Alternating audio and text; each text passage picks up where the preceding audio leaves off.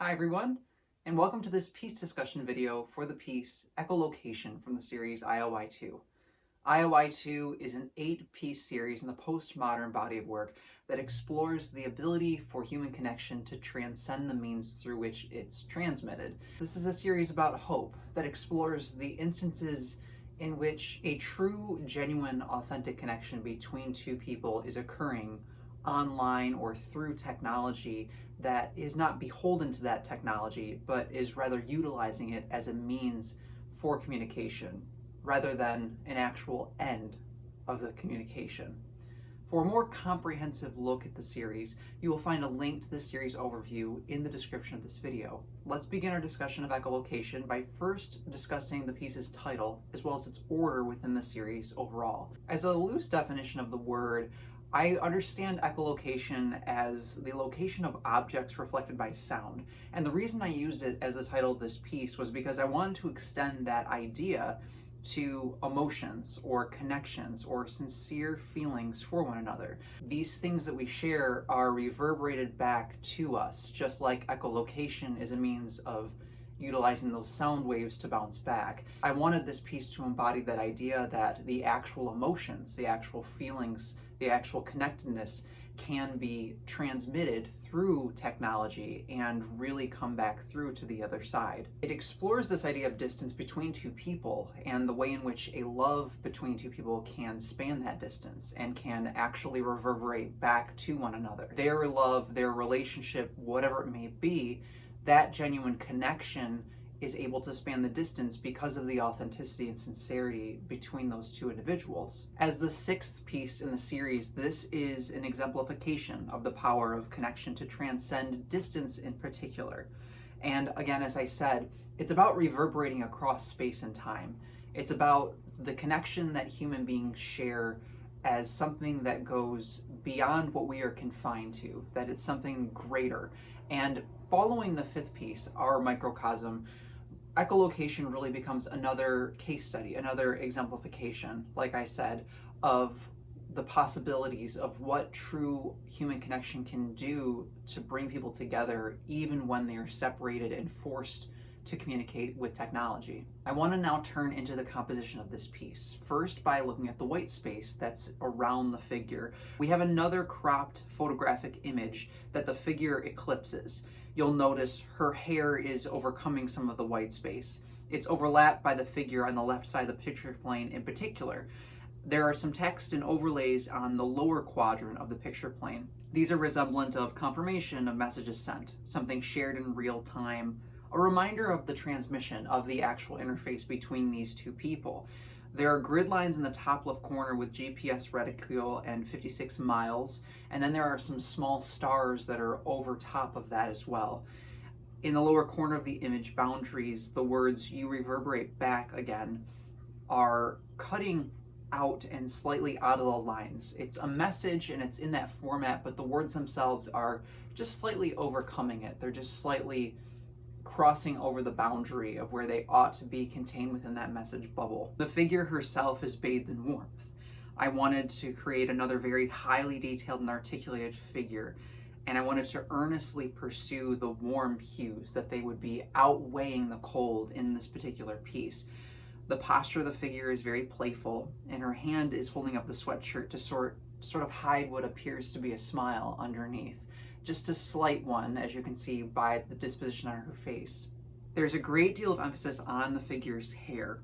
It's something that flows to pull the viewer's eye around the picture plane. And there's also a very subtle contrast within the hair to facilitate the depth and then place focus upon the gaze itself. I wanted to compose the piece so that the viewer traveling through the hair and around this image is continually drawn back to the actual gaze on the figure's visage. This focal point of her is a really good entry into the conceptual aspects of this piece as well, because I was wanting to create a very highly articulated figure, in a sense, to go back to what I was saying earlier, that her warmth and her presence is reverberating back to the interlocutor with such profundity that it's inescapable, and the viewer is becoming transfixed by this image. In the discussion about distance, I wanted this piece to be one that a viewer can get lost in, that you're sort of traveling through this piece over and over, returning to the figure. And it's another reason why the articulation in her hair and wanting to really create an expanse,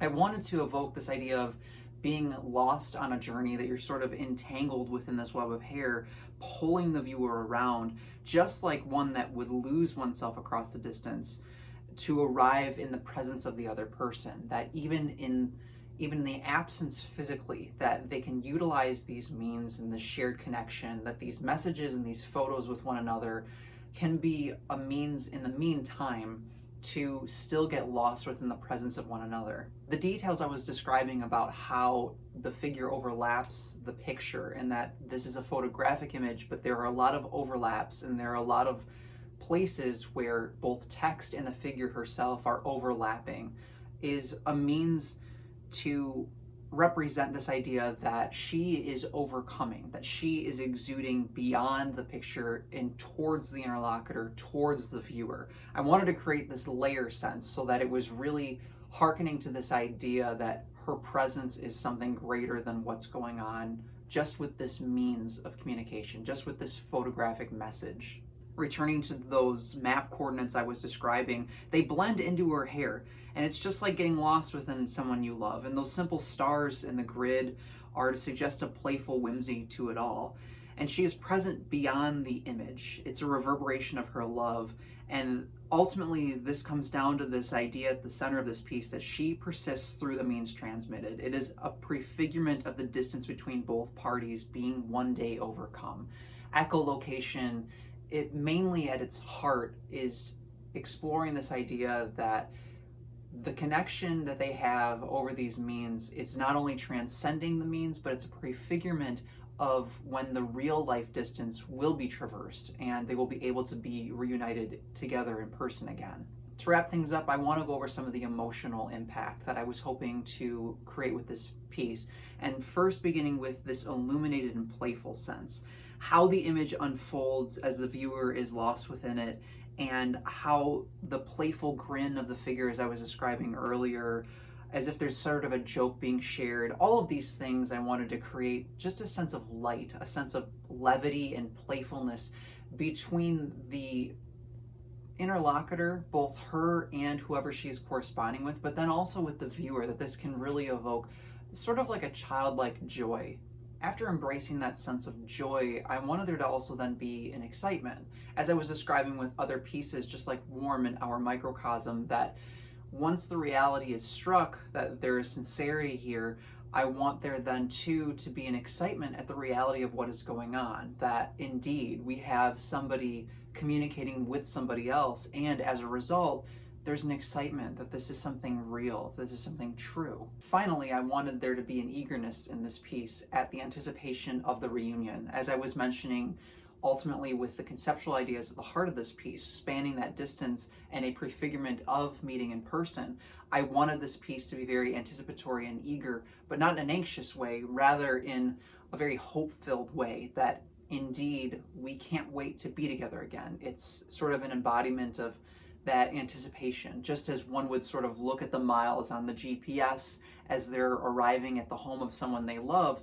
Seeing that number tick down, it gives you that excitement that the journey's almost over, we're almost back together again. I think I'll stop there for now.